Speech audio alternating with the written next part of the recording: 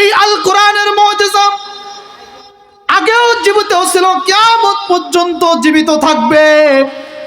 আল কোরআনের মুজিজা কিয়ামত পর্যন্ত কেন জীবিত থাকবে তার বহু কারণ রয়েছে। তার মধ্য থেকে আমি 4টা কারণ আপনাদের সম্মুখে উল্লেখ করব। শুনতে রাজি আছেন? আরো জোরে বলেন, শুনতে রাজি আছেন? মুমিন মুসলমানেরা যেই কারণে কোরআন জীবন্ত মুজিজা, তার মধ্য থেকে একটা হলো বর্ণনাগত মুজিজা। 1 নাম্বার মুজিজা হলো বর্ণনাগত মুজিজা। এর দ্বারা উদ্দেশ্য হলো বাক্যের সামান্য শৈল্পিক গঠন অবস্থা অনুযায়ী যথাযোগ্য ব্যবহার ও নির্ভুল অর্থে বাক্যের প্রয়োগ। যদি কোনো বিশুদ্ধ ভাষী আরব পণ্ডিত কোরআনের কোনো একটা শব্দ বাদ দিয়ে একই অর্থে অন্য কোনো শব্দ দ্বারা পরিবর্তন করতে চায়, তবে তা কোনোদিন সে পারবে না। পারবে বলেন? কোনোদিন পারবে না। মক্কার মুশরিকরা কোরআনকে অস্বীকার কেন করেছিলেন জানেন? নবীজি সাল্লাল্লাহু আলাইহি ওয়াসাল্লাম 40 বছর বয়সে নবুয়তের দায়িত্ব পেয়েছিলেন।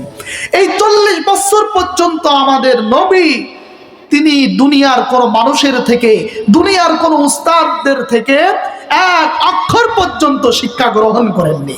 যার কারণে নবীজির যে 99টি সিফাতি নাম রয়েছে তার মধ্য থেকে একটি সিফাতি নাম হলো উম্মি। উম্মি শব্দের অর্থ হলো নিরক্ষর মানুষ। এখন আপনারা প্রশ্ন করতে পারেন, হুজুর আমাদের অঞ্চলে তো যারা 5 পাস করে, 2 পাস করে, 2-4 বছর লেখাপড়া করেছে, আমরা কি বলি?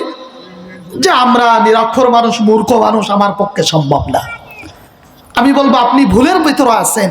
আপনি স্কুলের বারান্দায় গেছেন, তার মানে আপনি শিক্ষিত, আপনার ভিতরে আক্ষরিক জ্ঞান আছে। কিন্তু নবীজিকে আল্লাহ রাব্বুল আলামিন তৎকালীন সময়ে যত ধরনের বিদ্যা ছিল, যত ধরনের বিদ্যা অর্জন করার মাধ্যম ছিল, সমস্ত বিদ্যা থেকে নবীজিকে কুদরতিভাবে বিরত রেখেছিলেন। তার মানে নবীজি কারোর কাছ থেকে লেখাপড়া শেখান নাই।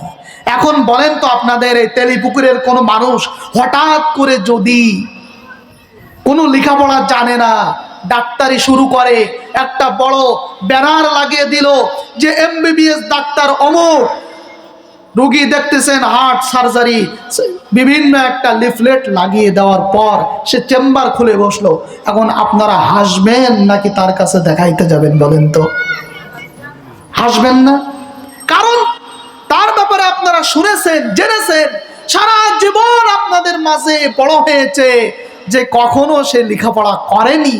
এখন যদি সে চিকিৎসা শুরু করে তাহলে একটা হাস্যকর বিষয় হয়ে দাঁড়াবে।